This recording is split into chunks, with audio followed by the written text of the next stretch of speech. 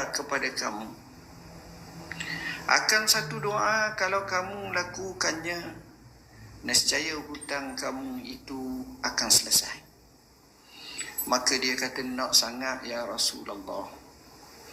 Maka Rasulullah sallallahu alaihi wasallam pun kata padanya, sebutlah dan doalah dengan Allahumma inni a'udzubika minal hammi wal hazan, wa a'udzubika minal ajzi wal kasal, wa a'udzubika minal jubni wal bukhl, wa a'udzubika min ghalabatid daini wa qahrir rijal. Ya Allah, ya Tuhanku, aku minta kepada kamu berlindung denganmu daripada rasa keluh kesah dan duka cita. Aku minta berlindung denganmu daripada lemah dan juga malas.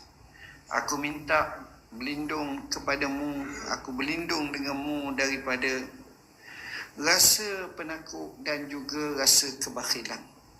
Aku minta berlindung denganmu daripada sifat sebagaimana dikalahkan oleh hutan dan juga dikuasai oleh lelaki-lelaki.